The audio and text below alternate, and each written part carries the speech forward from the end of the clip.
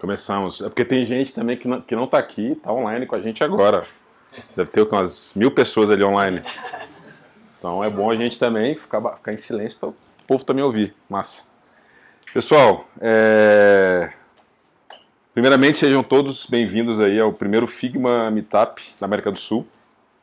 A gente conseguiu isso com muita vontade, muita disposição. É muito bom estar falando disso aqui no Startae. E vocês também que estão aí assistindo, sejam muito bem-vindos também. Para a gente é um dia muito especial. A gente brincou que hoje é um dia épico. É um dia que a gente está falando com designers que conhecem uma ferramenta que para a gente mudou a nossa forma de trabalhar, mudou a forma como a gente olha para o design e tem tudo a ver com o que a gente faz, tudo a ver com o que a gente acredita. Eu sou o Flávio, sou um dos sócios do Startae. O Startae é um estúdio de design de produtos digitais. Então a gente lida basicamente com ou empresas tradicionais, empresas grandes, que não querem morrer como os Stacks estão morrendo, como a Blockbuster morreu, e estão querendo inovar. Ou com startups que já estão trazendo essa mudança para o mundo. Então hoje a gente atende algumas empresas no Brasil, algumas empresas no Vale do Silício. As empresas do Vale, por exemplo, a gente atende uma chamada Prism, que é uma startup que está criando o que a gente chama de Computer Vision as a Service. Eles estão criando uma tecnologia onde vai permitir que qualquer câmera, inclusive essa daqui, se comporte como um olho humano. A gente está linkado com eles, a gente é um time de design dessa startup. A outra é a Boomerang Commerce, que deu acesso ao algoritmo de preço da Amazon. Um cara que saiu da Amazon falou, cara, eu preciso dar acesso, eu preciso fazer com que outros e-commerces tenham essa mesma lógica de preço. O que pra gente é muito bom, porque na medida que a briga do preço acontece no e-commerce, por enquanto o e-commerce americano, os lojistas ficam felizes, os clientes ficam mais felizes ainda, porque vai ter gente bidando o preço e de alguma forma o preço vai ficar mais barato. E agora, muito recentemente, eu ainda não posso falar o nome da empresa, também uma empresa do Vale do Silício, que está revolucionando a forma como engenheiros e arquitetos gerenciam uma obra. E a forma de gerenciar a obra ainda é muito tradicional, MS Project e outras ferramentas para os arquitetos. E aqui no Brasil, a gente também já ajudou desde 2012, a gente está nessa estrada há uns quase 7 anos a gente faz agora, algumas startups também. Uma delas é a 99 Jobs, que hoje é um dos maiores pontos de encontro entre empresas e pessoas. A gente brinca que é o Glassdoor brasileiro. Então, eles colocam uma vitrine onde as empresas estão lá, quem trabalhou nas empresas também pode dizer como é trabalhar nessa empresa.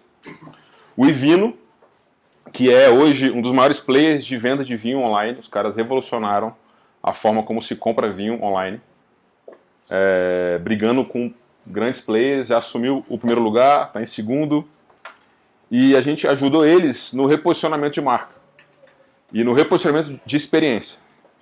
Eles tinham antes uma experiência de compra de vinho, a gente trabalhou com eles no app, então foi o primeiro app premiado, onde você pode comprar vinho do seu celular ali. E também um projeto que a gente tem muito carinho e muito amor, que é de uma empreendedora daqui de Brasília, que saiu na Forbes. Ela é uma mulher foda, Tainá Reis, um projeto chamado Moeda.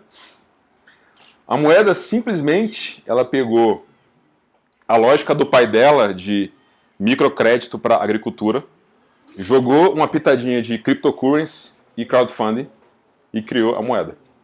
Então a Moeda, ela dá acesso a agricultoras, prioritariamente mulheres, que não têm acesso a crédito, que precisam pagar uma fortuna para os bancos tradicionais, como o BNDES, e taxas exorbitantes. Ela consegue uma taxa linda e consegue linkar investidores que têm bitcoins lá em Singapura a render ainda essa grana e girar toda essa economia. Então a gente teve a festa agora recente deles, assim, é muito lindo ver o impacto que o design faz de verdade. Então quando a gente fala que design é experiência, design é a parte humana da história, quando a gente vê a Dona Divina, que tem Baru, sendo impactada em como que ela pode comprar uma máquina porque tem um investidor de Singapura e a experiência faz sentido, é o impacto real disso acontecendo.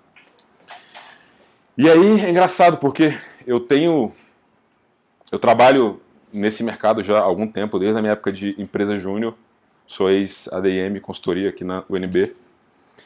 E em 2015 eu decidi morar lá em São Francisco, por um tempo. E lá eu visitei uma das empresas que a gente mais admira, que é a Thoughtbots. E para eles, isso num happy hour lá, tipo assim, lá a cultura deles você fala com quem você quiser.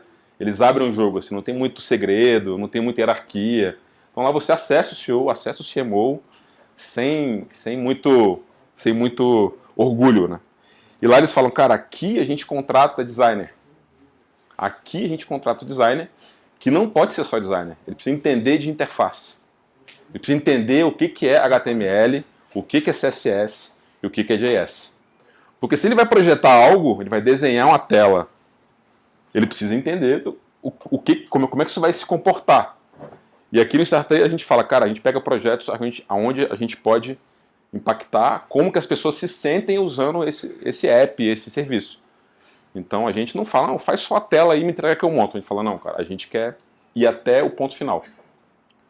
E a gente sabe que hoje tudo é design, texto é design, como que as pessoas se sentem usando aquilo é design. Se você clica no 99 Tax ou Pop, você frustra e fala, cara, que chato isso. A pessoa desinstala na hora aquilo.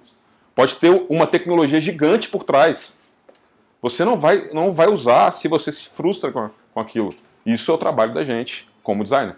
Pensar em como que as pessoas se sentem depois daquela telinha que está na mão deles ali. E aí, voltando para o Brasil, depois de conversar com esses caras da Thoughtbots, eu ouvi um termo assim no mercado que é o tal do designer unicórnio.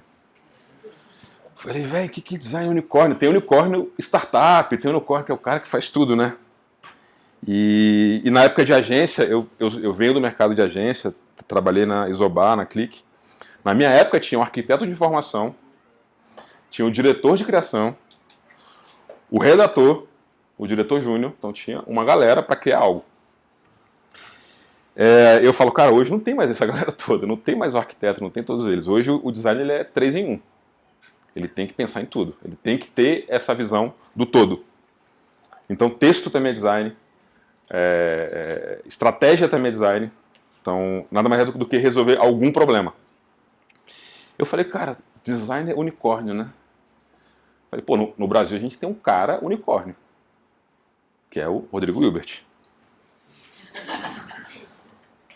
O Rodrigo Hilbert é um unicórnio, velho. O cara faz a churrasqueira, pega o barro, mata o boi e faz um prato, velho, que a mulher dele fica louca com ele. E se brincar, ele não vai ter isqueiro, ele vai acender o fogo na mão ali. Então, falando na verdade, a gente tem que ser designer Rodrigo Hilbert, véio, e não mais unicórnio. E aí, assim, um pouco do por que a gente está aqui agora. O trabalho remoto ele está na nossa essência, né, dos sócios, eu, Renato, Rafael, e de quem está aqui também, do Contaifer, Jazz, Mário, Matheus, Vicky, todos nós, a gente já trabalha com esse drive, com esse mindset do trabalho remoto há muito tempo.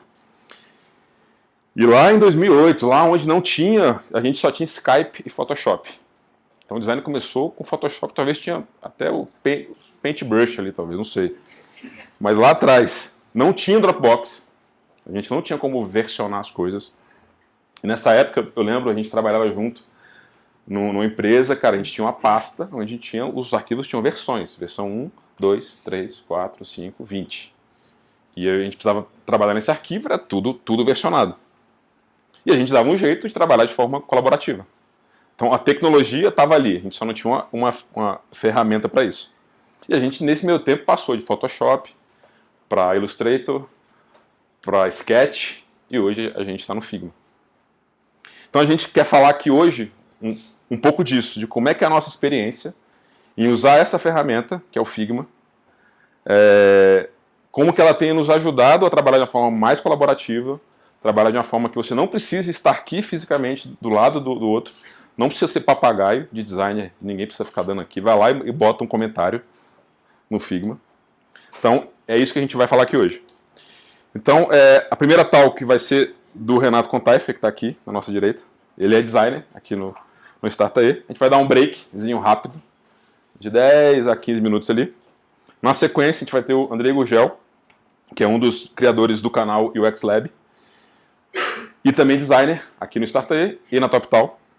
E no final, vocês podem ficar à vontade, a gente vai ter aí um happy hour para bater bola, trocar ideia, perguntar que empresa é essa que vocês têm aí no peito. E aí, só alguns combinados rápidos aqui. Sempre que a gente fizer isso, a ideia é que a galera realmente fique em silêncio, porque a gente tem pessoas aqui também que estão ouvindo a gente, então vamos respeitar quem está lá e quem não está aqui. Isso é um drive do trabalho do remote, é o remote first. Vamos valorizar primeiro quem está lá, depois a gente se conecta aqui. Banheiros, a gente tem aqui 2 banheiros, vocês não precisam disso. Comidas e bebidas, a gente está aqui à vontade. Stickers, acho que vocês já receberam aí. E internet. Infelizmente, a gente não pode compartilhar com vocês que estão aqui com a gente internet, porque a gente precisa dedicar toda a internet para quem está aqui com a gente online. É isso. Sejam bem-vindos aí. Contaifer. Microfone plugado. Plugar aqui, trocar. Fazer a troca. Bota no bolso. Abre a blusa aí, bota por baixo. É bom que aqui as pessoas escutam o que está acontecendo. Peraí, segura aí.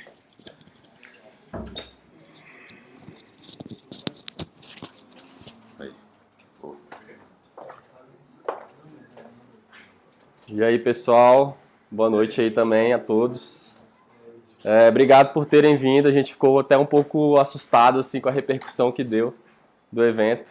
A gente já fez alguns meetups aqui no Startae e várias vezes veio bastante gente assim na aula. E é legal ver o interesse, né, das pessoas assim, no assunto.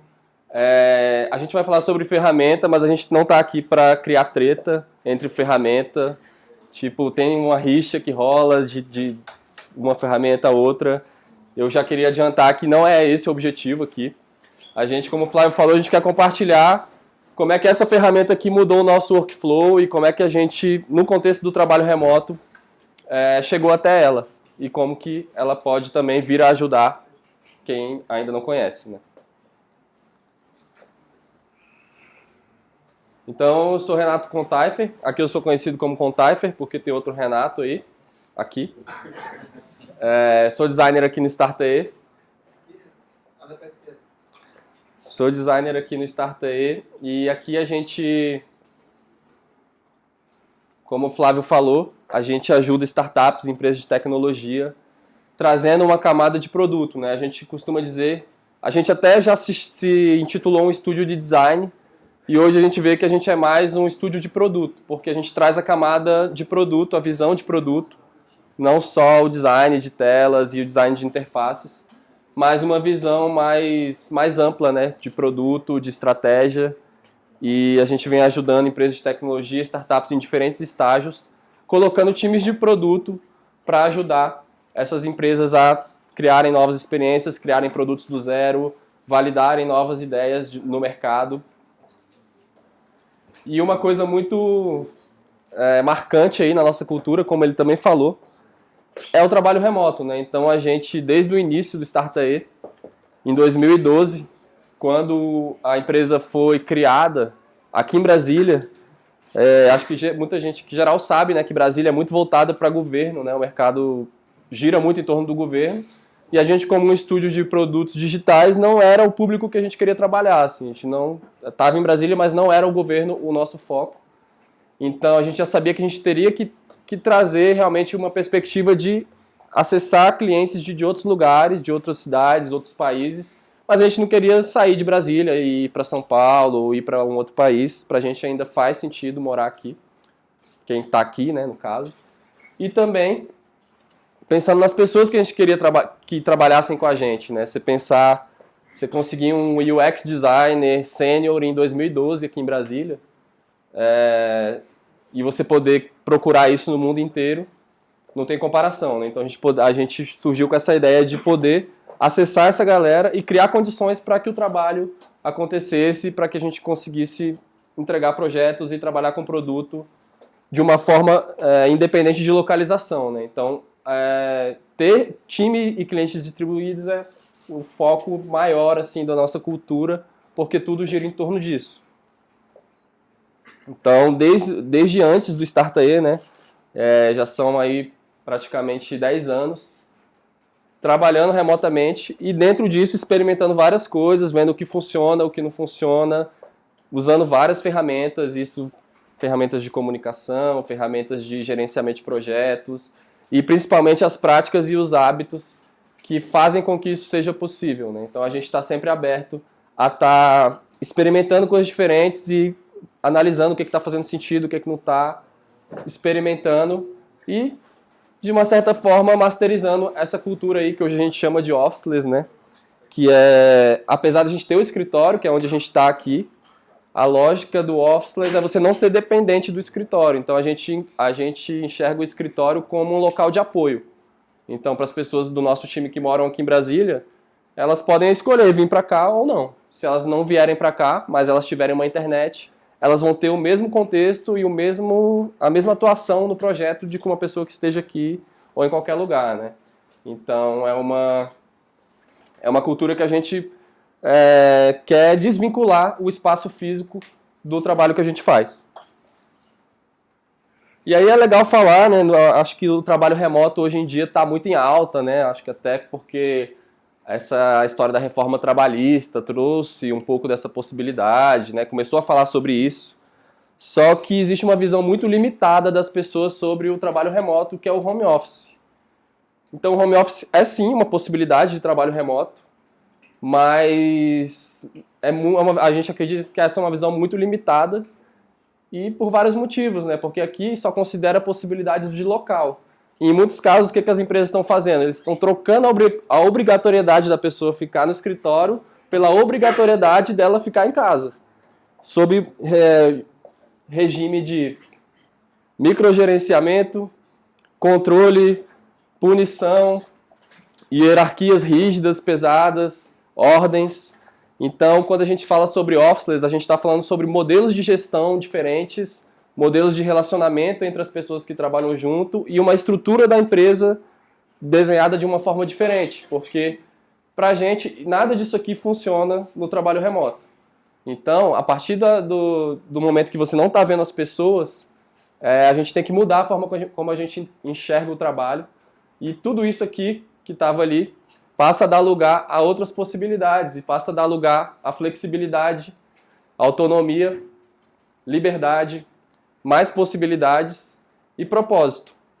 E esse último aqui é interessante, porque a partir do momento que você não é obrigado a estar lá, naquele lugar, não tem ninguém olhando se você está lá sentado no computador ou não, você provavelmente só vai estar lá se aquilo ali tiver algum propósito para você, se aquilo ali fizer um sentido para você, porque se não tiver, se for como um trabalho comum onde você só precisa cumprir horas, provavelmente você não vai estar ali se você não quer, né? Então, tudo isso aqui passa a serem fatores assim, muito importantes para o trabalho acontecer. E aí a gente passa a enxergar mais os resultados das entregas do que, por exemplo, horas de trabalho, né? Então a gente muda a forma como a gente mede, porque a gente não está olhando para as pessoas, a gente até poderia estar traqueando as horas delas, de onde elas estão trabalhando, bater um ponto virtualmente, mas a gente acha que não é por aí.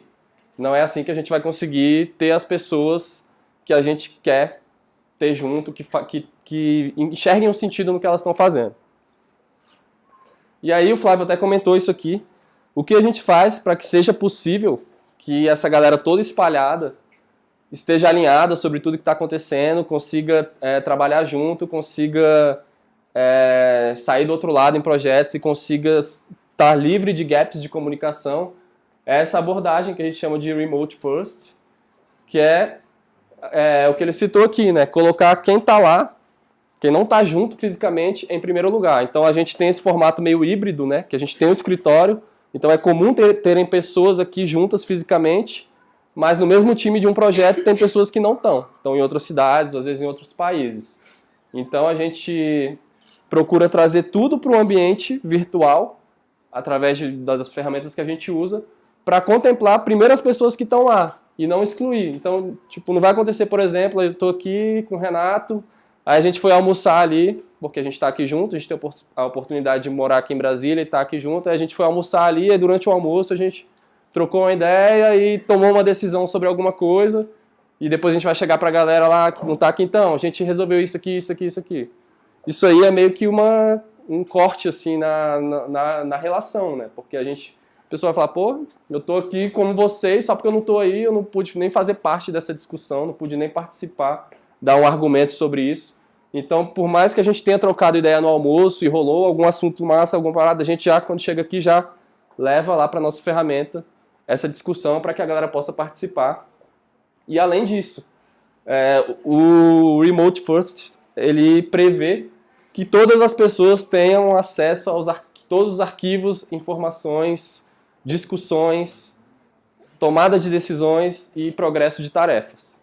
Então não importa se eu estou aqui, se eu não estou, eu não preciso falar com alguém para começar meu dia de trabalho. Eu posso chegar, acordar, não importa a hora que eu vou começar, eu vou ter todo o contexto do que está acontecendo, do que aconteceu. Eu não vou precisar ligar para alguém para me mandar logo de não sei o quê. Tudo isso é pensado para que tudo esteja disponível, tudo esteja atualizado.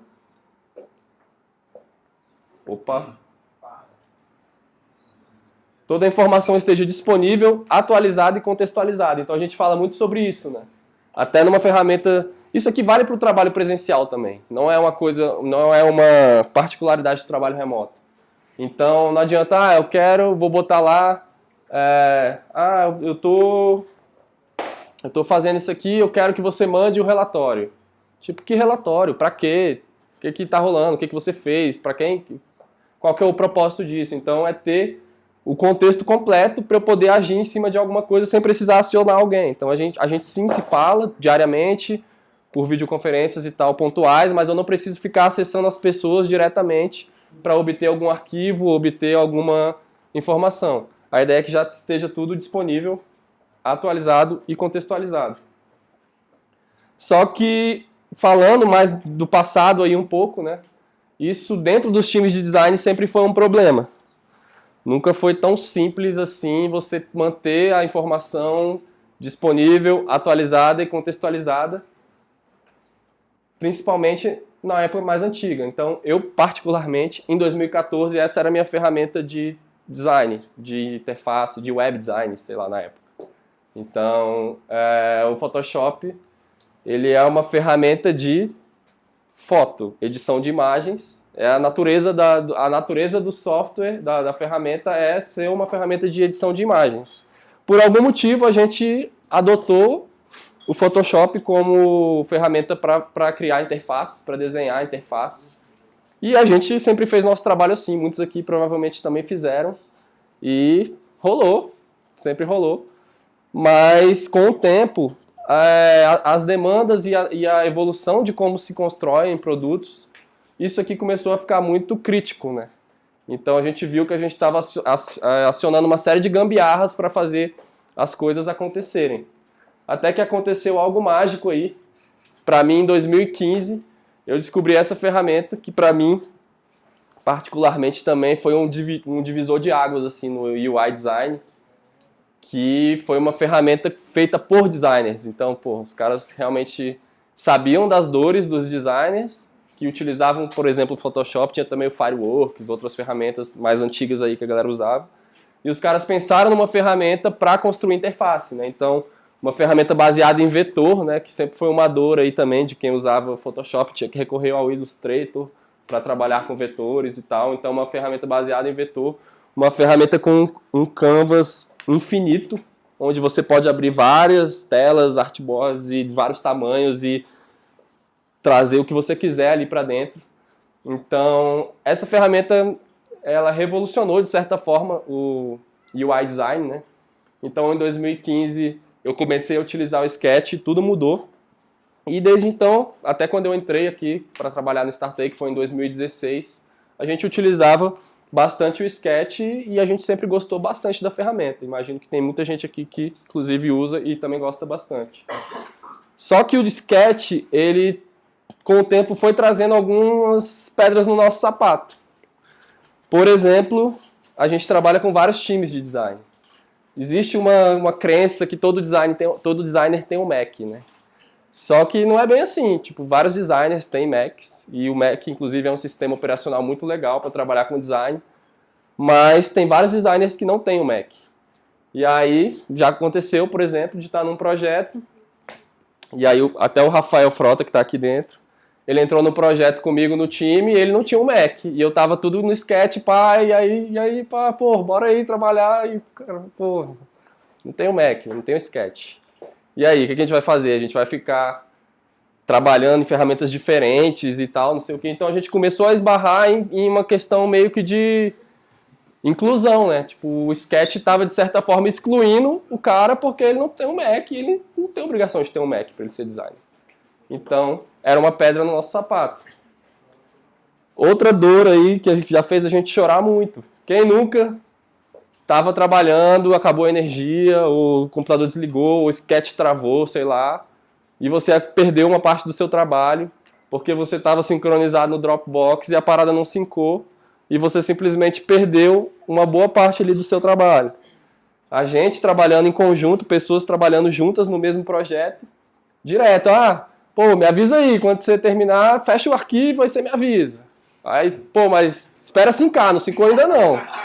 Aí fica lá o outro esperando e tal, e todo mundo esperando até o negócio ficar azulzinho lá, porque sincronizou. E, pô, várias vezes deu ruim nesse processo. Então, a gente sempre usou, nessa época, né, o Sketch junto com o Dropbox, porque a gente tinha que deixar os arquivos disponíveis, atualizados e etc.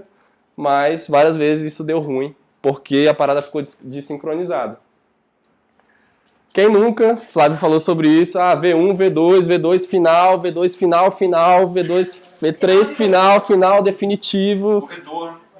E aí, várias cópias do arquivo, versões. E a gente também nesse cenário de diversos designers trabalhando no mesmo projeto, cada um fazia sua cópia, né? Versão 1, Renato, versão 2, Thiago, versão 3, Matheus, e aí começou a espalhar cópias do arquivo pela nuvem afora aí.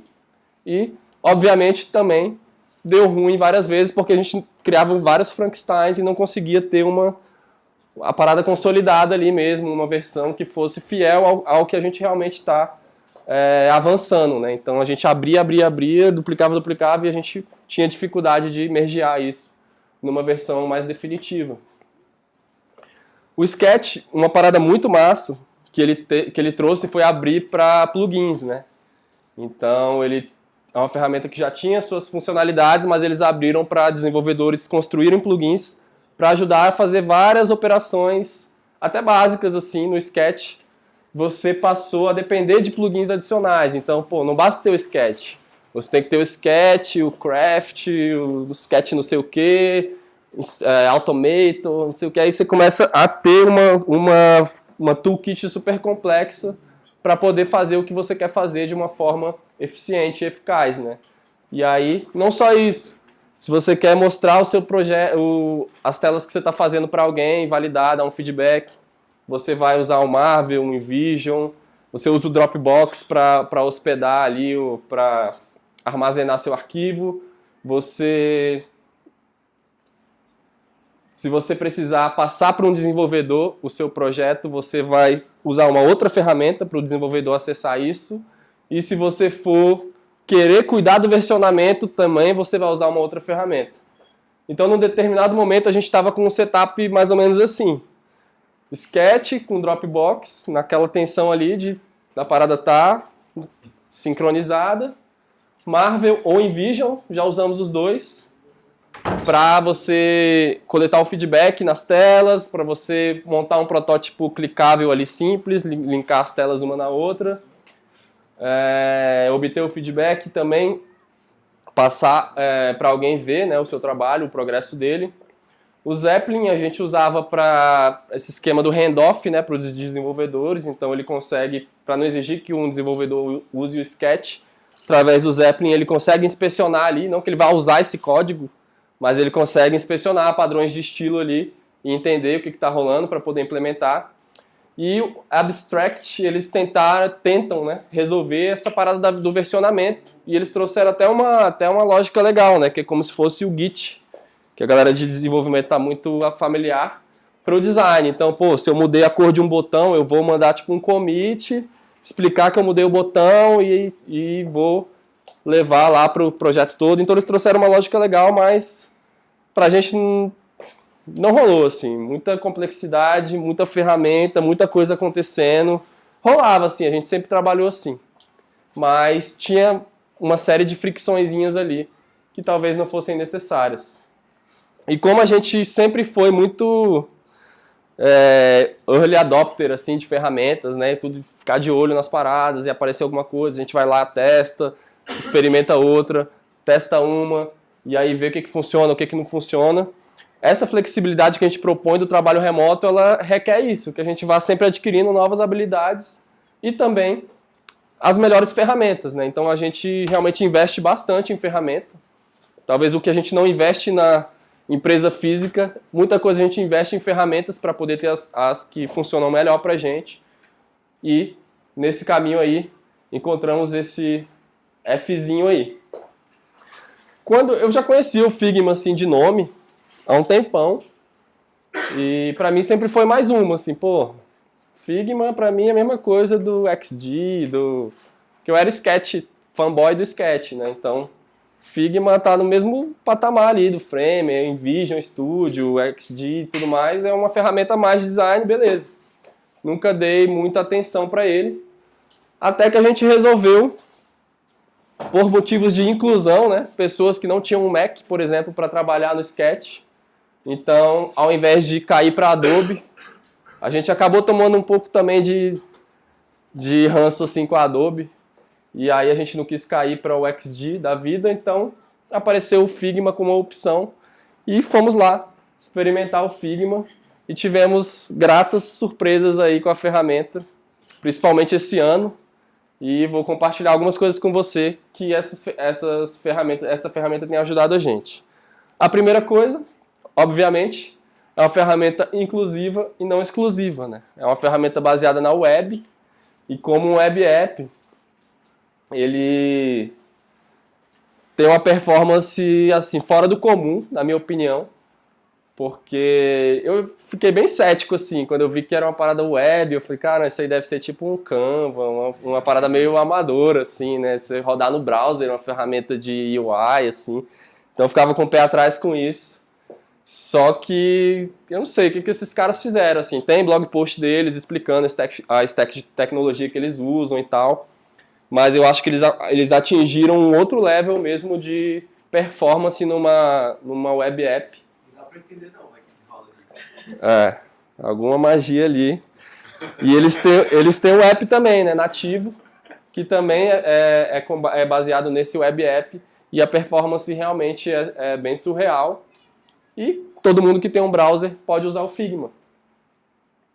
Mesmo porque no Figma você pode ter um plano free mais longo. No Sketch você pode usar por 30 dias, né? Degustar ali o Sketch por 30 dias, depois ou você paga ou você sai.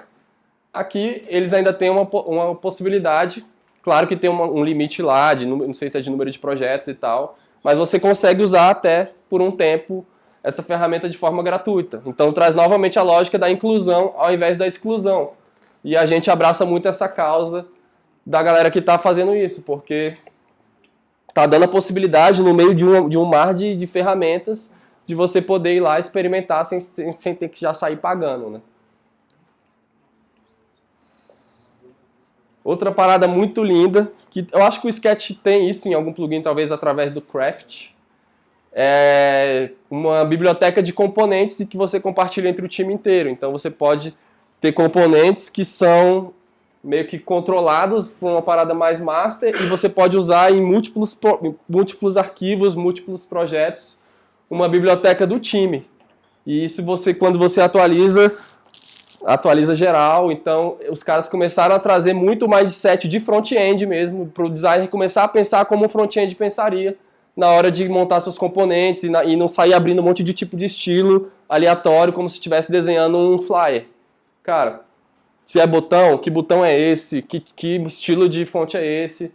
Começar a padronizar as paradas e principalmente documentar dentro dessa biblioteca e compartilhar isso entre vários arquivos, vários projetos. Cara, isso é muito lindo.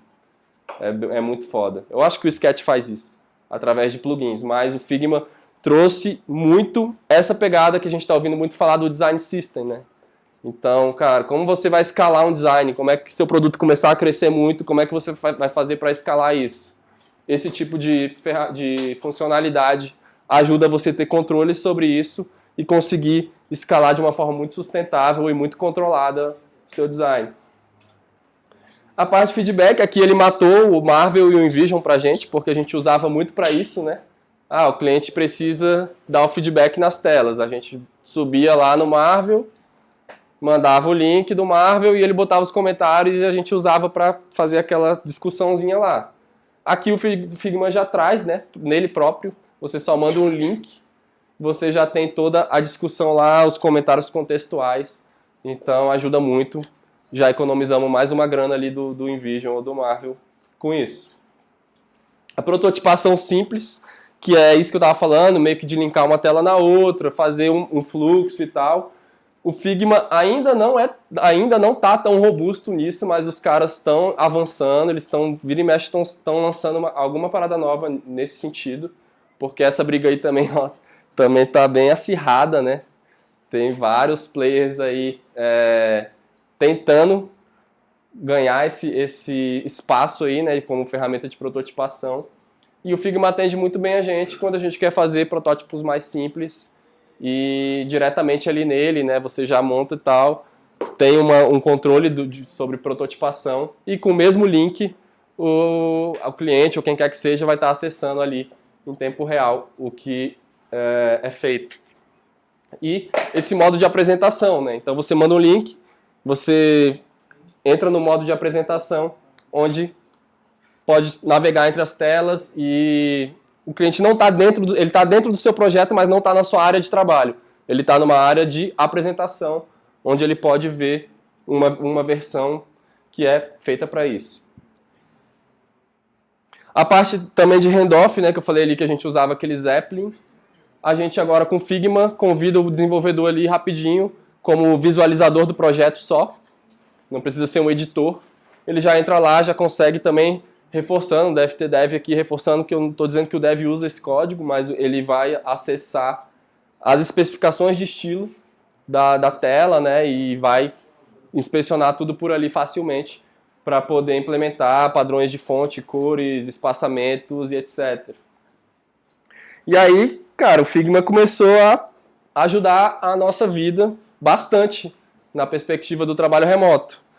Uma coisa maravilhosa que aconteceu foi você ter a certeza de que você está com o arquivo mais atualizado em mãos. Não existem várias versões, vários arquivos espalhados, é aquele. O jeito que alguém deixou é o jeito que você vai pegar na hora que você abrir. E isso não tem nem o que dizer sobre o quanto isso salva vidas. Então, certeza de que está tudo ali. Não precisamos nos preocupar nem aonde que está salvo isso, porque ele mesmo já salva tudo na nuvem. Isso aqui eu sou suspeito para falar, assim, mas a gente é fãzaço de uma ferramenta chamada Mural. Tem o Real Time Board, várias ferramentas desse tipo, que é um quadro branco virtual, onde você joga vários post-its, joga o que quiser, embedar lá dentro e geral fica com o mouse lá, mexendo, todo mundo junto. E a gente, é uma das nossas principais ferramentas, esse Mural. Para várias coisas a gente usa ele, para trabalho remoto. E os caras fizeram isso numa ferramenta de UI, assim, de design, de uma forma muito cabulosa. Então, isso aqui ajuda muito também, porque a gente realmente tem vários designers trabalhando no projeto. Então, mesmo que eles não queiram mexer na mesma tela ali no mesmo momento, só abre uma page ali, às vezes, para cada um trabalhar separado, mas está todo mundo junto no mesmo arquivo. E, às vezes, na mesma tela mesmo. Eu estava outro dia com o Renato, né, a gente estava montando um dashboard para uma TV que tinha vários widgets assim. E aí cada um tava pegando um para fazer e a gente tava na mesma tela mesmo, assim, mexendo, o mouse lá de cada um, tipo, dá uma sensação muito legal de você realmente estar trabalhando junto com alguém. Tá de madrugada, né? No meio da madrugada lá, tipo, caraca, 2 da manhã, e tá lá o mouse rolando, tipo, a parada saindo e a gente trabalhando junto no mesmo arquivo, sem nenhuma fricção ali.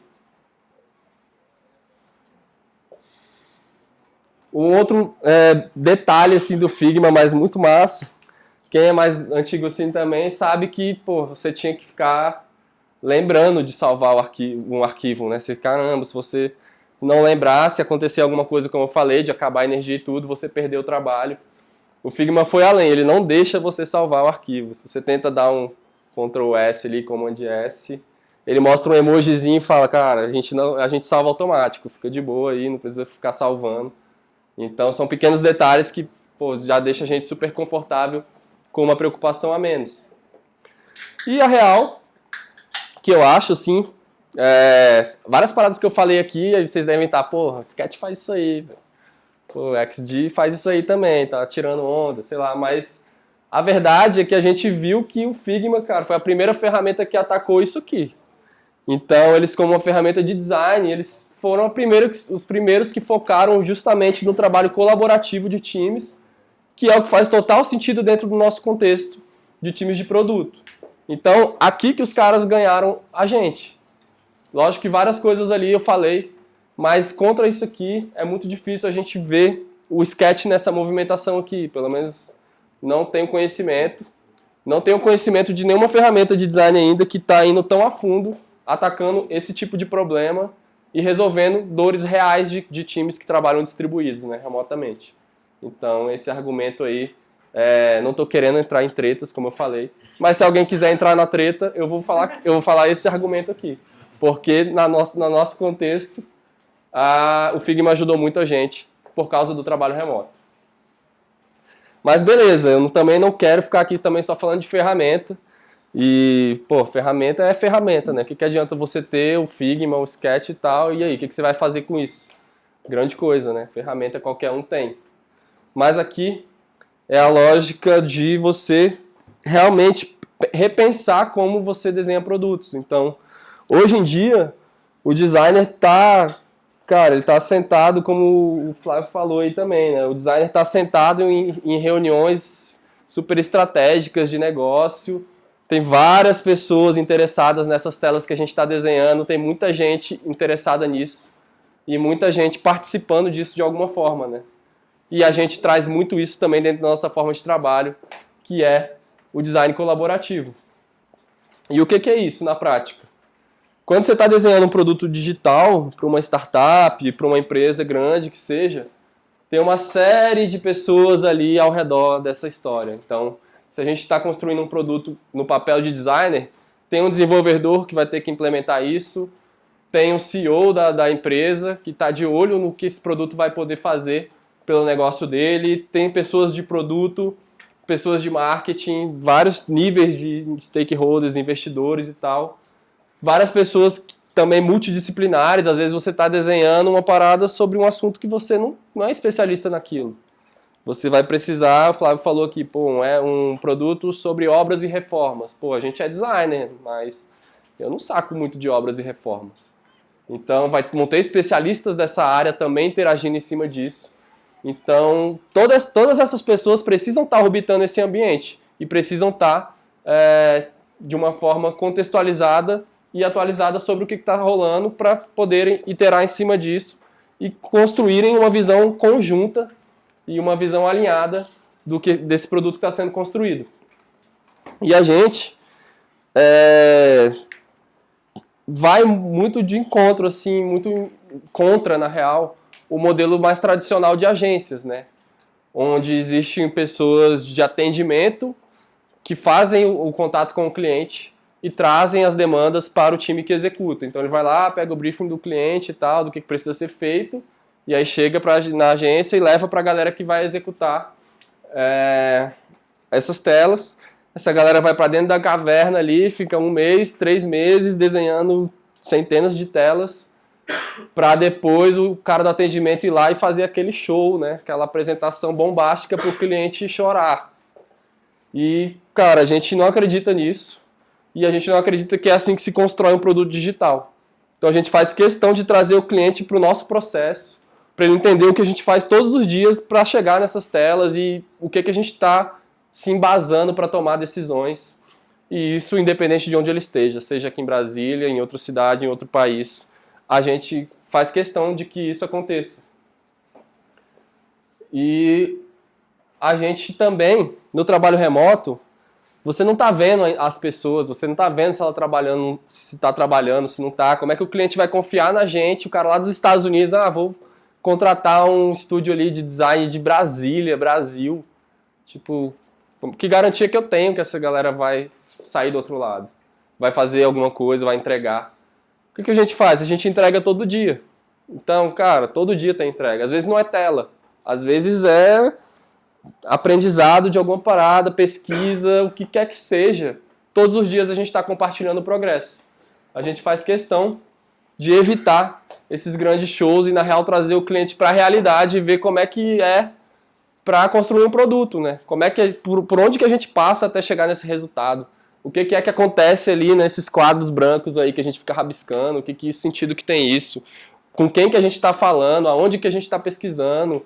O que a gente está se embasando para tomar decisões? Então, todas aquelas pessoas que eu falei que estavam em volta do produto, elas estão querendo ajudar a tomar decisões. Para tomar decisões, elas precisam ter o contexto. Então, a gente tem que trazer todo mundo para a mesma realidade, todo mundo para olhar para a mesma coisa, para a gente poder estar na mesma página e começar a discutir. E aí sim, o designer começa a sentar nessas mesas mais importantes aí de reuniões para ser escutado, porque o impacto das decisões dele não são impactos só na experiência do usuário, né? A gente já está fazendo coisas que estão impactando modelos de negócio, fazendo empresas darem certo ou morrerem.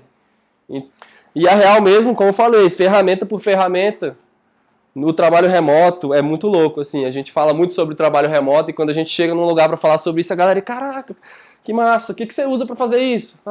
O que você usa para fazer aquilo? Tipo, a ferramenta sempre é a forma mais acionável, assim, que as pessoas têm de querer saber como o trabalho remoto funciona.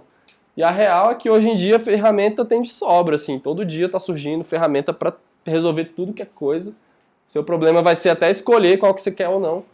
Mas isso definitivamente não é o que faz a gente sair do outro lado, no trabalho remoto, né? Elas são só um caminho para se chegar a um fim. Então a ferramenta ajuda, o Figma realmente está ajudando muito a nossa vida, mas ele por si só não adianta nada. A gente tem que focar na real em atualizar o nosso software, não ficar procurando software. A gente tem que mudar a forma como a gente enxerga o trabalho, a forma como a gente enxerga o processo de colaboração, a forma como a gente envolve várias pessoas que não são designers para sentar com a gente e fazer essa solução acontecer. A gente foca em tentar falar minimamente com o usuário daquilo, porque a gente muitas vezes não é esse usuário e a gente fica nessa história, você tem que ter empatia, se colocar no lugar do usuário. Cara, tem que se colocar no lugar do usuário. Coloca o usuário para fazer a parada e ver se isso está fazendo sentido. Mudar a nossa forma de enxergar, tanto como a gente constrói produto, como a gente enxerga o trabalho, e parar de querer também controlar as pessoas, e simplesmente, a partir do momento que você não olha para as pessoas, você olha para o resultado do trabalho delas. Então, é muito mais a nossa mudança de mentalidade do que as ferramentas.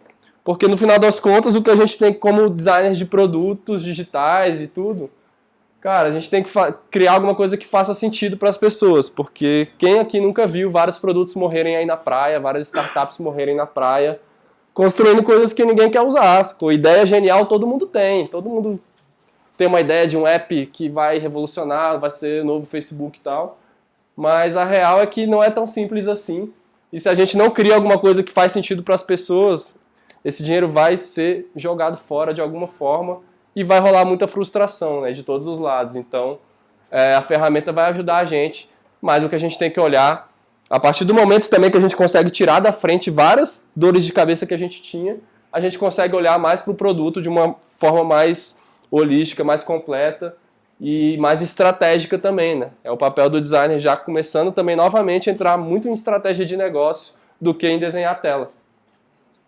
E outra parada também do design colaborativo é você construir relacionamentos, né? Então, à medida, aquele ali é um cliente, ó, com a galera, tipo, no momento totalmente descontraído.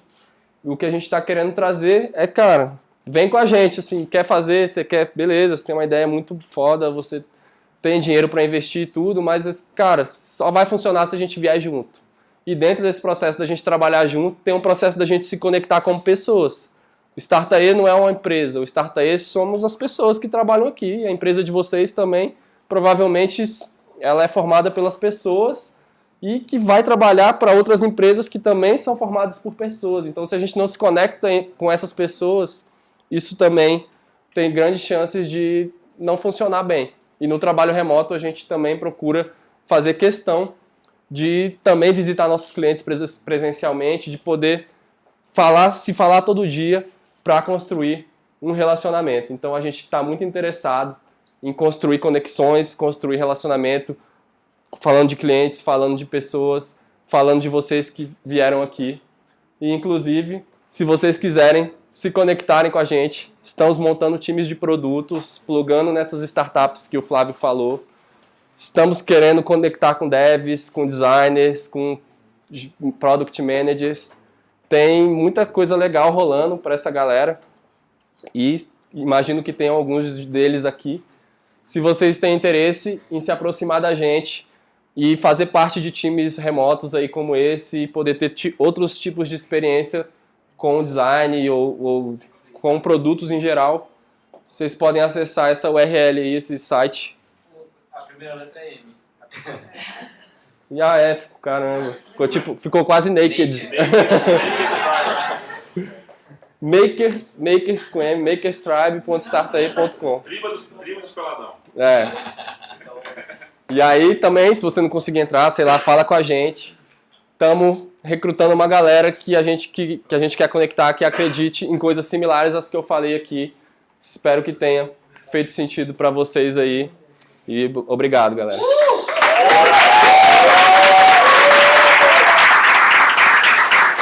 Valeu.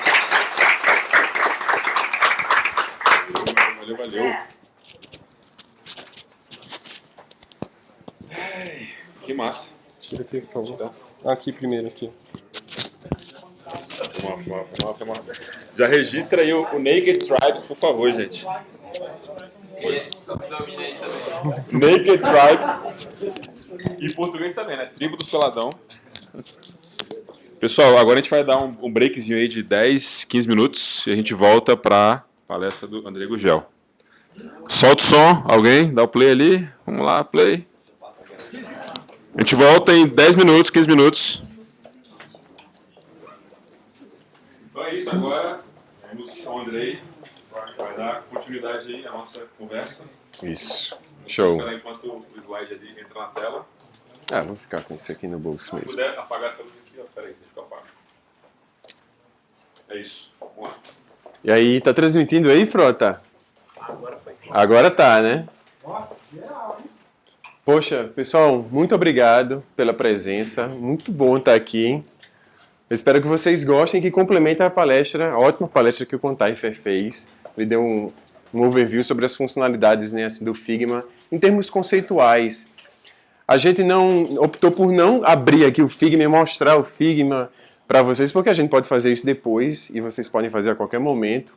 Acho que essa é a oportunidade da gente falar das nossas experiências práticas, assim, no trabalho remoto e também com a ferramenta que a gente usa, né? Bom, deixa eu só começar aqui então. E o controle? Tá com contato. Aí não vai, né? Essa bola. É a seta aqui pro lado sempre? Aí é legal voltar pra lá. Aí, foi. Aí. Então é isso aqui. Bom, apagar aqui, né?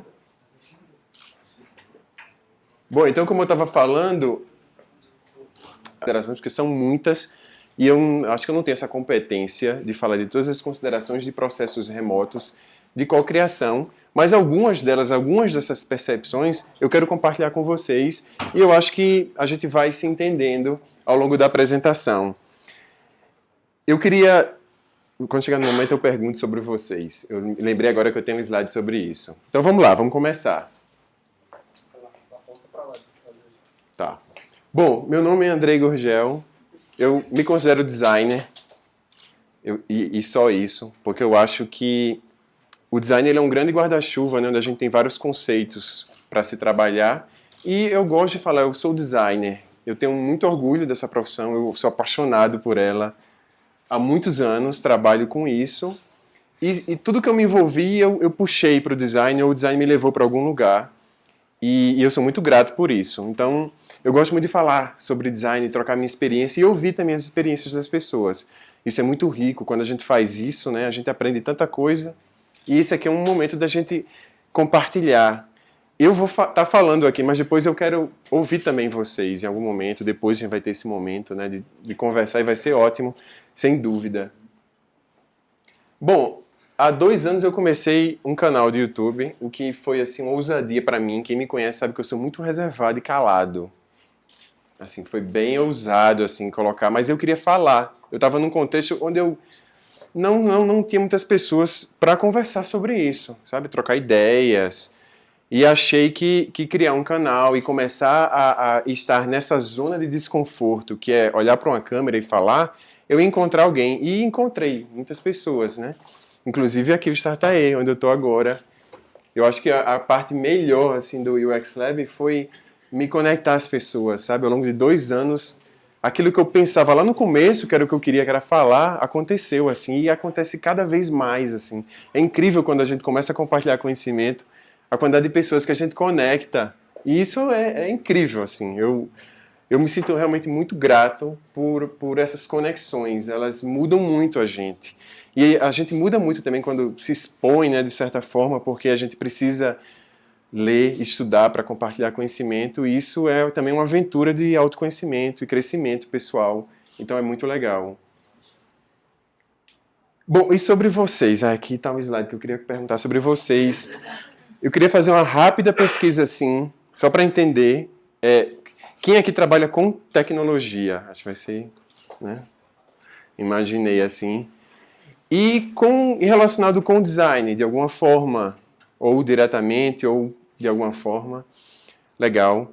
E sobre experiência do usuário, assim, esse termo, como é que vocês entendem? É que vocês trabalham? É que vocês estão... Legal. Puxa, que responsabilidade, um monte de mão. Oi. Ah, tá, pronto, aqui. Beleza, pronto, aí.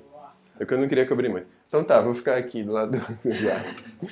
Então, legal, bom saber, bom conhecer vocês. Acho que a apresentação está indo por esse caminho para complementar ou para que vocês conectem também com conhecimentos que vocês têm previamente e vai ser legal depois conversar com vocês também. Bom, como co-criar, né? Isso é uma pergunta que a gente faz, assim, tanto como o Contaf falou, tanto a nível tradicional como a nível remoto. Talvez o remoto tenha tabus a mais para serem desmistificados. Mas o como co-criar, eu acho que está na raiz, sabe, da questão. Não é que a coisa não está sendo co-criada porque é remota. Na verdade, será que ela seria co-criada presencialmente? É isso que eu quero questionar. Essa apresentação ela vai questionar essa diferença que a gente faz entre presencial e remoto. E será que isso faz sentido? Bom, vamos discutir sobre isso. Sem dúvida, eu acho que a resposta para esse processo, né? Assim, veja esse comportamento aqui dessas pessoas. É o processo que cria a linguagem comum entre elas. Para elas saberem o que cada uma tem que fazer na hora certa, no lugar certo, no tempo certo. Então, o processo ele pode até engessar, né? Tem gente que fala que o processo engessa. O processo ele é muito baseado nisso aqui, né? Na abertura, onde a gente explora, né? E aí nós somos livres para explorar. De alguma forma, a gente pesquisa, usa o nosso repertório, fala com alguém, ouve, né? Aprende o que não sabe. E depois a gente vai convergindo para encontrar uma resposta. E assim a gente vai entendendo, gerando ideias, decidindo, prototipando, né, e validando. Esse é um processo básico assim, né, de design, pelo menos, e a gente encontra isso no design sprint, no design thinking, né, que é o que faz o mindset do design sprint. E legal, é um processo para a gente se embasar. Mas é interessante que o protótipo ali, ele é uma etapa de um processo, né? Então não dá para pular, sabe, para lá sem entender um pouco aqui antes. E é curioso, porque às vezes a gente foca muito no protótipo, né? Mas talvez essa parte aqui seja muito importante, sem dúvida é. E será que as pessoas estão concentrando em co-criar apenas na materialização, né, na prototipagem, e não antes de entender? Existem técnicas para a gente entender juntos, para a gente gerar ideias juntos, né, para a gente decidir juntos, prototiparmos juntos e validarmos juntos. E é engraçado, quando a gente fala prototipação, a gente associa ao Figma, né, que é a ferramenta que a gente está aqui fazendo esse workshop sobre Figma. Legal, de fato, o Figma é uma ferramenta de prototipagem. Mas para nós hoje, o Figma está em várias etapas, na verdade, porque ele é uma ferramenta que permite isso. Ela permite essa comunicação em vários níveis, e não só na prototipagem, né? Por ela estar numa nuvem, por ela permitir a comunicação entre os times, por ela participar do começo, quando a gente está tentando entender, principalmente da geração de ideias. Pronto, está aqui para me confirmar. E na hora da gente decidir, na hora da gente prototipar, sem dúvida nenhuma, e na hora da gente validar. Então, que bom que a gente está aqui fazendo um workshop de uma ferramenta que a gente encontrou, como o Contafer disse, a gente não quer fazer uma polêmica, mas ela permitiu essa comunicação, sem dúvida, né? Como o Contafer também já mostrou na apresentação dele. E legal, então, por que precisamos de processo, né? Caso alguém esteja perguntando ainda, já que eu já expliquei tanto da natureza do processo e da importância dele, mas para entender talvez um pouco mais assim dos processos, talvez a gente tenha que dar uns passos atrás e entender outros conceitos antes. E talvez um conceito bem importante seja o conceito mesmo do UX, como cultura, né? Para a gente entender como esses processos se desenvolvem de forma participativa e como a gente inclui as pessoas nele, né? E para explicar o conceito de UX, eu queria mostrar para vocês onde eu moro. Eu não moro aqui em Brasília, eu moro em Natal. Isso aqui é uma praia em Natal, né? Tirou. Pô. Sacanagem. Mas a gente pode estar em qualquer lugar que faça sentido, Renato, na verdade. Faz sentido para mim estar aqui. Mas é engraçado porque a gente... Isso é uma interface, né? Eu considero isso uma interface, beleza? Onde a gente pode interagir com essa interface de várias formas. Eu posso surfar, posso descer essa duna. Mas interfaces são muito mais complicadas do que isso, né? Do que a beleza que elas têm. Na verdade, eu sempre tive muito problema. Minha mãe disse que eu ficava em cima do tapete assim, da praia, eu não ia para a areia, eu não gostava da areia. E até hoje eu tenho problema de ficar no sol, não gosto. Eu acho bonito, acho legal ver.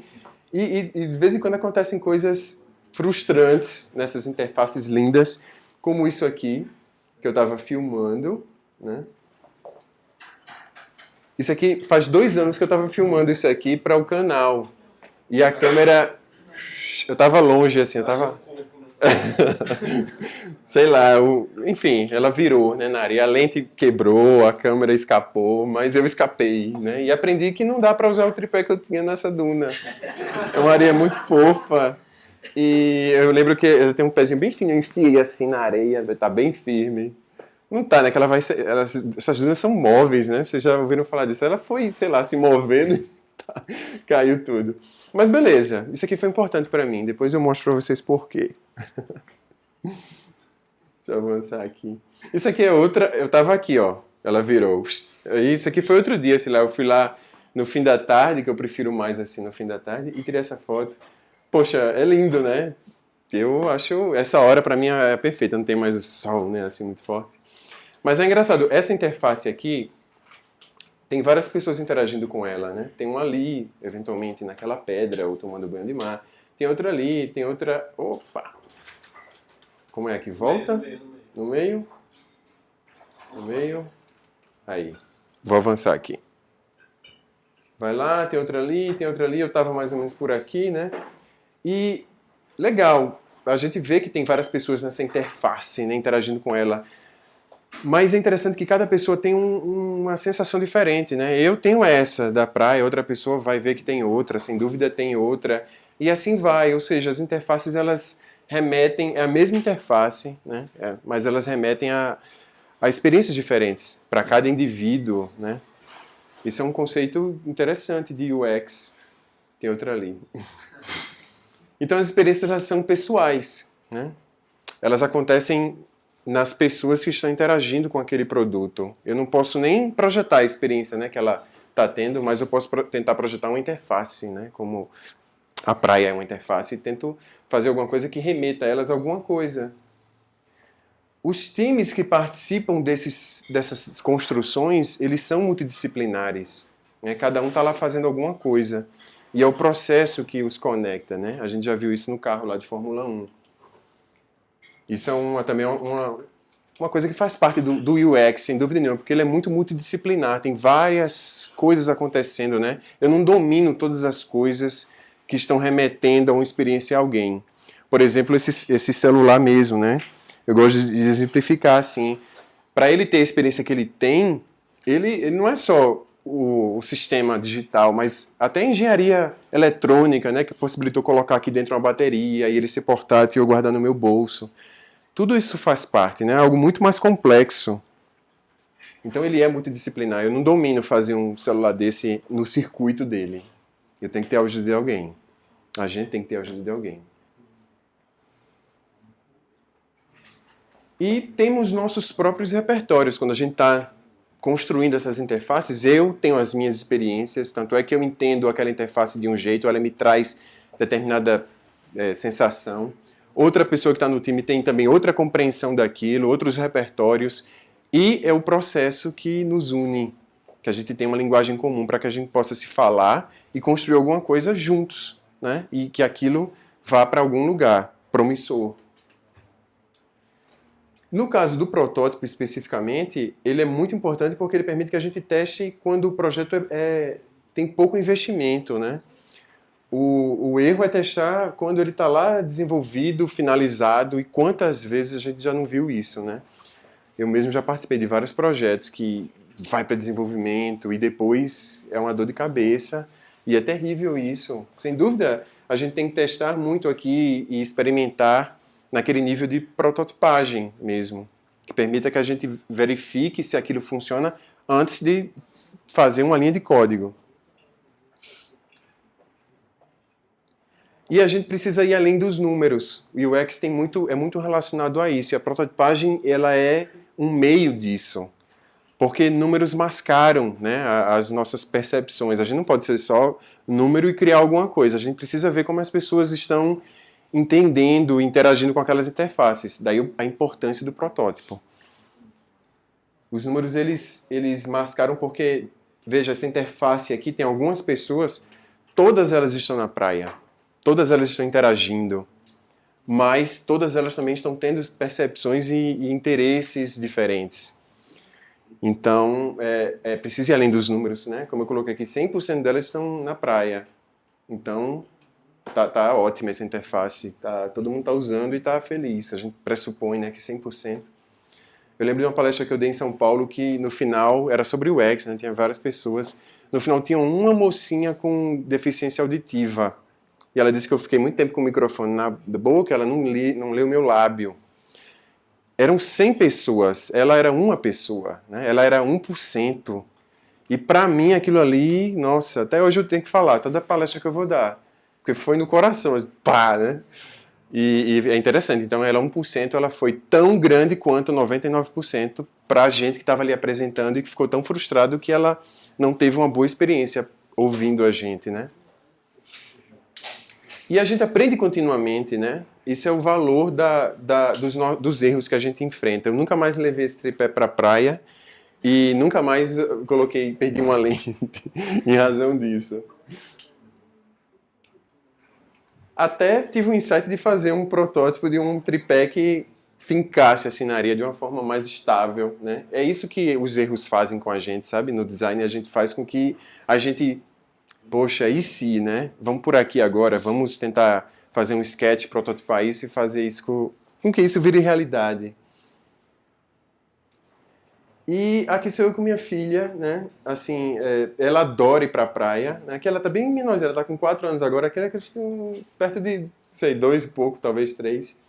E ela adora ir pra praia. E eu acho legal trazer essa foto, porque eu que sempre fui averso à praia assim, agora levo minha filha, assim, com maior felicidade, que ela gosta, né? E a gente vai, aqui, quando faz aqui a curva tem uma parte bem calminha, que ela toma banho. E é legal como as experiências elas podem ser ressignificadas. Então, mesmo aquelas empresas que maltratam, sabe, seus usuários, eu acredito que se a gente pegar essa empresa no colo, fizer um projeto de design que atenda às necessidades, as pessoas vão passar a ver aquela empresa de uma forma diferente.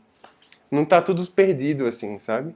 Se trouxer para o design, a gente construir juntos e fizer uma solução melhor, as pessoas vão reverter as sensações negativas e vão engajar melhor, né, nos produtos.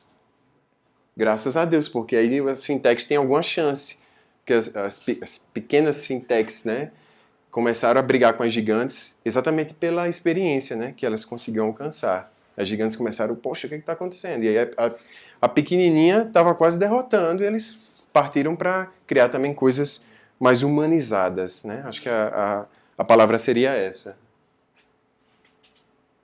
Aí ela estava olhando para cima, para aproveitar a foto, coloquei o coração lá em cima. E aí é isso aqui. Eu vejo que a gente tem várias peças para juntar, sabe, para montar esse UX. O UX para mim é isso, é uma cultura que tem que estar permeando todas essas peças, né? É por isso que quando a gente fala assim, vamos fazer o UX, é uma coisa errada, né? Porque a gente tem que estar permeando todas essas peças. E o Figma está presente aqui em vários lugares dessas peças. Ele permite essa comunicação, né? Aqui, né? Ali, e aí vai. Então, mas tem outras também que estão, inclusive, fora do nosso alcance, não só do Figma, mas do nosso próprio alcance. Como aqui eu coloquei, né? Engenharia eletrônica para fazer um celular. Mas, sem dúvida, o Figma permite uma comunicação aqui muito saudável entre nós, né? Desde o começo para o desenvolvimento, até chegar a um ponto que isso vai ser entregue. E essa coisa participativa ela é muito importante para nós designers. E o Figma também permite essa participação. Como o Contaife falou, incluindo inclusive o cliente, né? O cliente está com a gente, ele tem um link, ele não edita, né? Mas ele entra no projeto, ele vê, enfim, ele pode comentar alguma coisa. Então, que legal, né? Que a gente não precise mais formalmente exportar uma coisa, mandar por e-mail. Ele entra e vê e participa. Essa participação também se estende às pessoas do time, né? De desenvolvimento, que elas também participam do processo de design. É muito valioso isso, na verdade, porque eles são a peça fundamental daquela experiência lá que eu falei. Ela é uma pecinha daquele quebra-cabeça muito importante. Porque não adianta a gente projetar e depois alguém que vai desenvolver, que não tem essa sensibilidade, colocar lá um componente do date picker, sei lá, um negócio meio complicado de se mexer. Já começou a estragar, né, a experiência. Então eles são também essenciais e muito importantes. Então eles têm que estar junto com a gente, participar.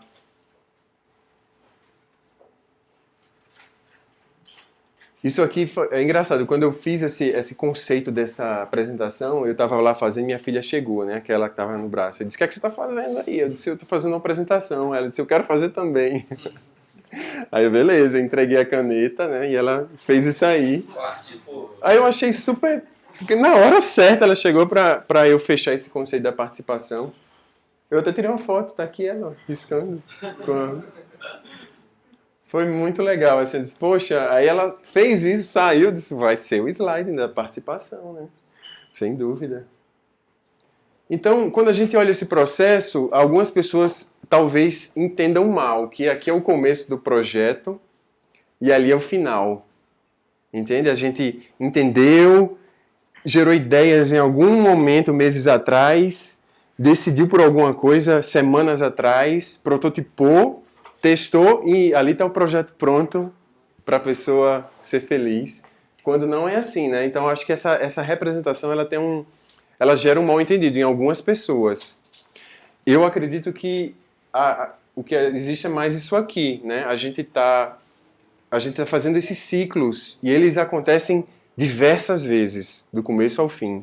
A gente está só girando. A gente está só entendendo, sabe, gerando ideias, decidindo, prototipando e validando. Aí depois vai para outro loop daquilo e às vezes a gente joga aquilo que a gente validou e foi até por um tempo o que a gente considerou como melhor. A gente descarta, a gente não pode ter apego, né? E vai para outro ciclo desse. A gente, em projetos agora, a gente é completamente diferente o que a gente fez primeiro do que está agora. Porque a gente se permitiu fazer isso, sabe? A gente não fica apegado, né, ao negócio. Esse desapego também acho que eu nem coloquei aqui, mas é muito importante no design. Eu até acho que talvez isso represente melhor uma vida, sabe, inteira de um projeto. A gente tá o tempo inteiro, começa, beleza, a gente entende e faz todo o processo. Isso aqui acontece várias e várias vezes. Talvez no começo a gente até invista mais tempo em entender, em prototipar, porque tudo a gente está descobrindo tantas coisas, né? Mas esses processos vão ficando mais enxutos até que a gente entrega. E mais uma vez, o Figma está permeando aqui. Ele permitiu essa nossa mobilidade, né, do projeto. Uma coisa muito interessante do Figma é que ele versiona tudo, né? Se a gente começar do rascunho até um produto final, a gente não precisa ficar salvando arquivos. Ele vai salvando um histórico infinito. Quem quiser visitar lá o começo, vai no histórico, né? Isso eu acho uma qualidade sensacional dele, porque ele acompanha a gente nesse, sabe, nesse fluxo de mudanças todo. Ele vai guardando, né, o histórico na versão paga. A versão grátis ele tem uma limitação de 30 dias. Desculpa. Mas é lindo você entrar e simplesmente ir lá no histórico e ver uma data bem no começo e ver como é que o projeto era, né? Isso é sensacional. Então, veja que a gente tem um nível de processo, né? E a gente tem um nível de time. Eu falo que a gente tem um nível de time porque... Opa! Estou me enrolando aqui. Porque perceba que aqui a gente não está falando também em time. Essa representação não mostra se tem 1 a 10 ou quantas pessoas tem aqui, sabe? Então eu acho que o processo também precisa vir com uma informação suplementar de time. E talvez algumas articulações que permitam que a gente entenda esse time remoto. Mas o que separa isso aqui, que está acima do processo presencial de um remoto, né? Enfim, do time que está trabalhando remotamente ou presencialmente, é apenas uma coisa nesse nível aqui, que é o modelo mental. Nada diferencia, é modelo mental remoto que está atendendo esse time que está fazendo esse processo. Entende? Então não tem mágica para co-criar remotamente. É modelo mental. Apenas isso é o que impede muitas empresas hoje, e muitos profissionais até. É claro que exige um perfil, sem dúvida, mas envolve muito mais habilidades que podem ser desenvolvidas para permitir essa compreensão que isso aqui é possível. E nós aqui acho que somos a prova, né? Que a gente vê acontecer. Né? Uma vez eu falei com uma pessoa, ela disse, mas não dá para co-criar remotamente. Mas é lógico que dá. Não tem nada que impeça, a não ser você me dizer que não dá. E aí você já criou um muro, né? Uma caixa que está entre nós aqui. Mas dá para fazer, sim. Então, falando um pouco mais assim do processo, eu queria pontuar algumas coisas que o Figma ou alguns comportamentos nossos talvez influenciem muito e viabilizem essa construção, né, de cocriação. O primeiro é se entender. Ele está muito mais relacionado a gente aprender a dizer eu não sei, como ele está dizendo aqui, I don't know. Sabe, porque eu acho que a gente é muito privilegiado no design de poder dizer para o cliente eu não sei. Eu tenho certeza que eu já perdi clientes porque eu disse que eu não sabia.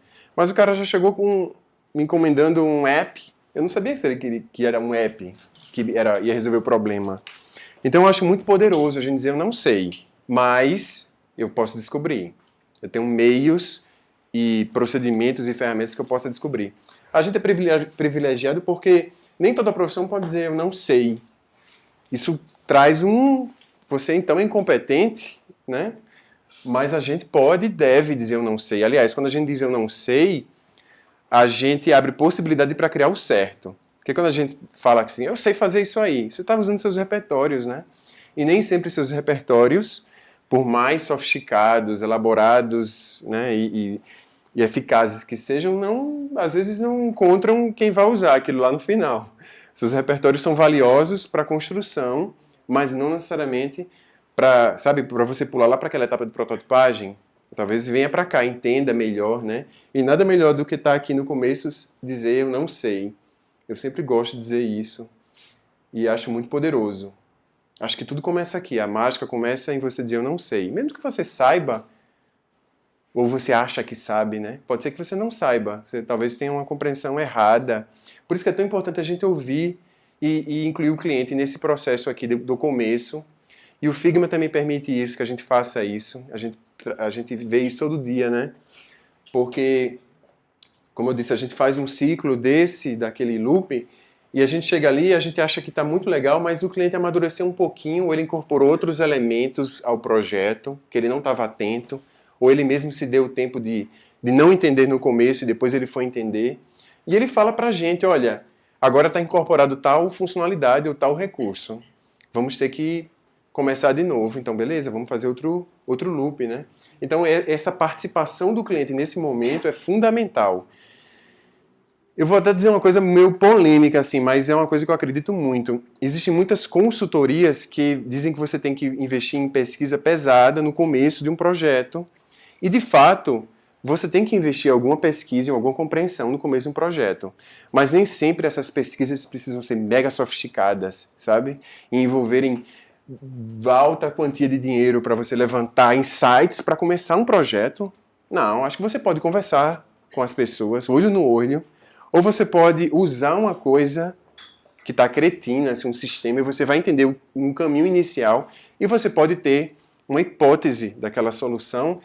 E daí eu acho que existe uma característica muito importante do designer, que é ele ter essas hipóteses, né? Ele se permitir ter essas hipóteses quando ele diz que não sabe, e ele vai ter uma hipótese para resolver isso. E a hipótese se materializa num protótipo. O protótipo é a materialização de uma hipótese que pode ser ou não ser, ou eu posso usar aquilo para aprender alguma coisa. É sempre assim esse processo. E aí a gente vem para gerar ideias. Ele está dizendo, I have an idea, né?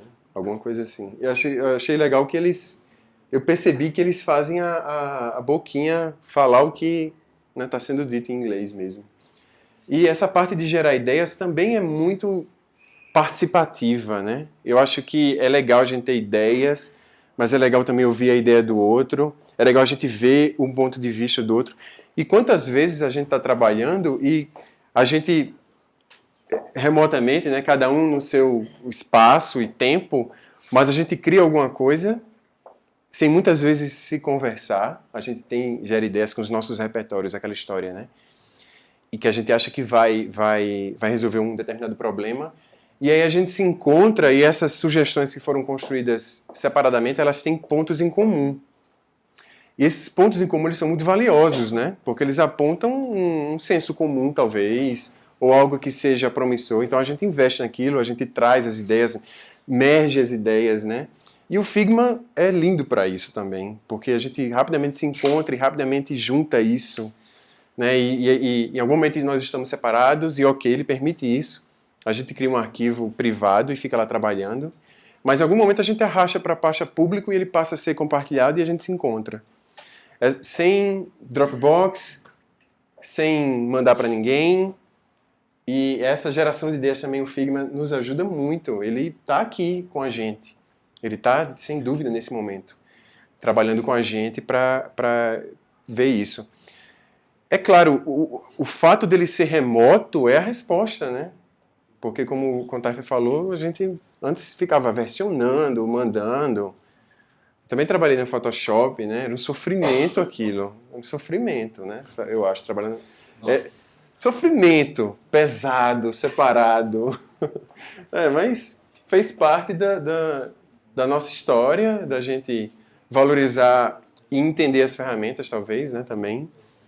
E valorizá-las quando elas estão indo no caminho certo. Eu acho que é o que a gente está fazendo aqui, né? na hora de decidir também, a gente tem essas opções que são apresentadas e em algum momento a gente vai optar por elas e o Figma está ali, né? Como eu falei, ajudando a gente também nesse momento, inclusive incluindo o cliente aqui. Ele participa com a gente das decisões. Sabe, existe um modelo paralelo e antigo, na minha opinião, do qual eu até fiz parte, porque eu fui chamado para trabalhar em algumas coisas assim, onde a coisa é criada a 4 paredes. Ninguém vê, é segredo. O cliente só vai ver quando está pronto. Pelo menos um protótipo, mas ele vê quando está pronto um protótipo. Isso é um erro, sabe assim? Esse modelo é aquele modelo das agências antigas e tradicionais, né? Que, nossa, isso aqui é super secreto. E também do tipo de produto que eles desenvolvem, né? Que tem uma concorrência que pode fazer, mas eu acho que isso é a razão, e isso acontece hoje, né? É a razão de campanhas publicitárias mal feitas e que as pessoas se ofendem. A gente acabou de ter uma, né, do Chester, que as pessoas se ofenderam. Ninguém percebeu que o negócio estava com uma linguagem racista, né?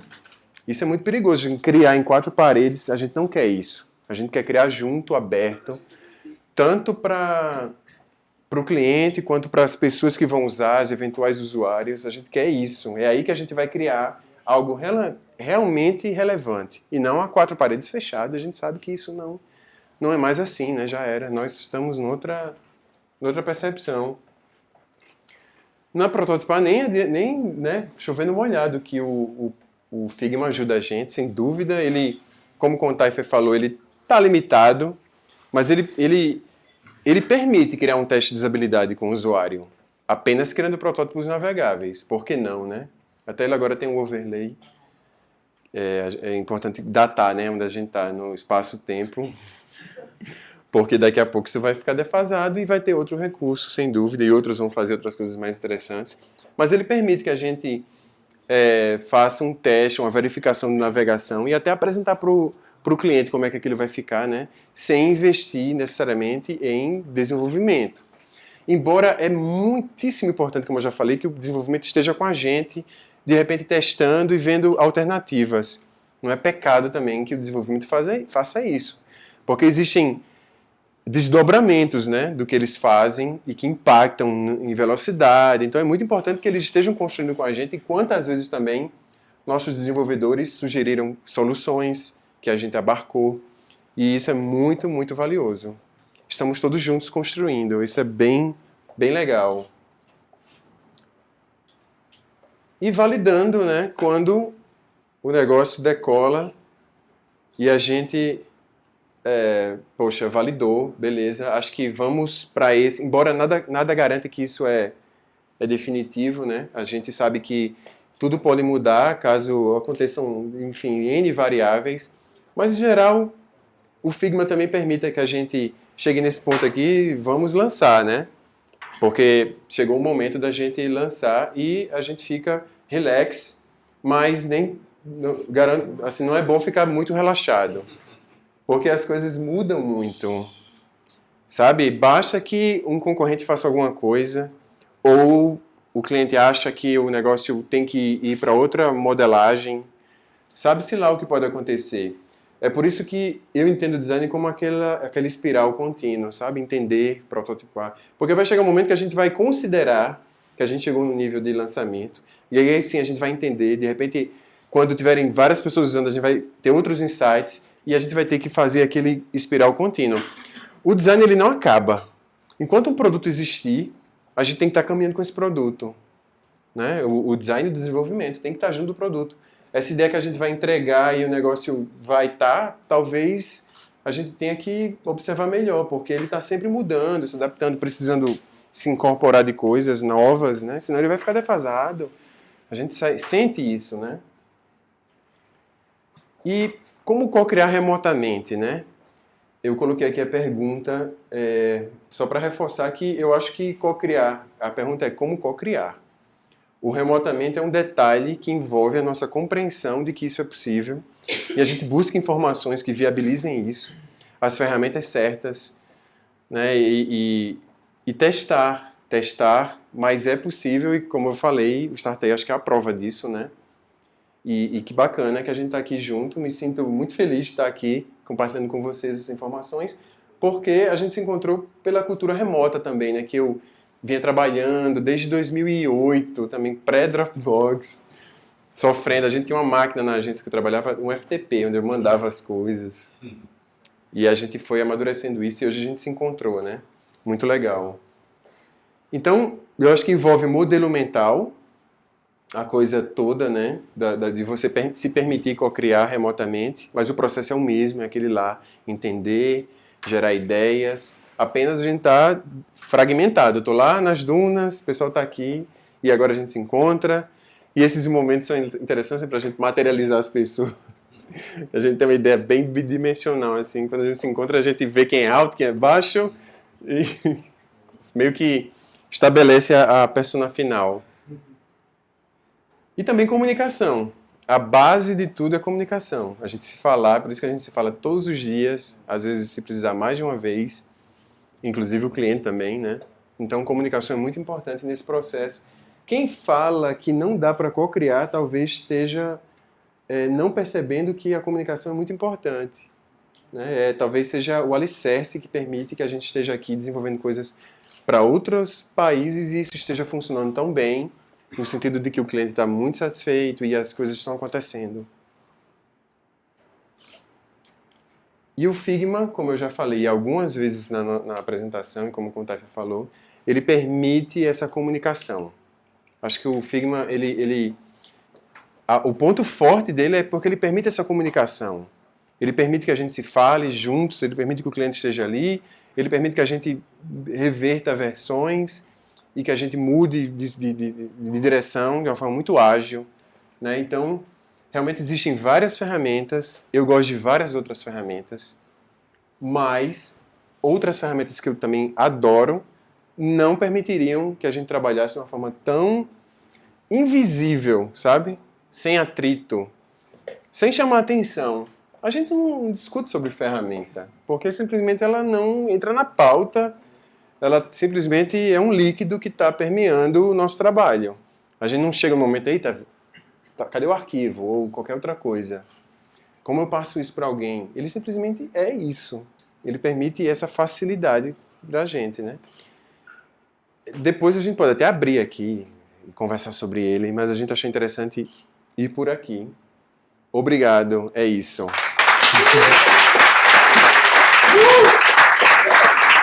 Sigam.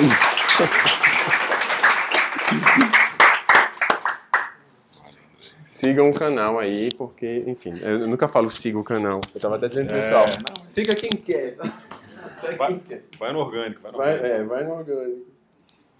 Mas valeu, foi muito legal. O UX Lab, inclusive, como eu falei, conectou pessoas, né? Conectou esses caras aqui, ó. O UX Lab trouxe muita coisa interessante. Eu incentivo muitas pessoas que compartilham. Sabe, quando você escreve um artigo no Medium, as pessoas respondem, você cria novos amigos, é muito legal isso. Façam isso. Boa.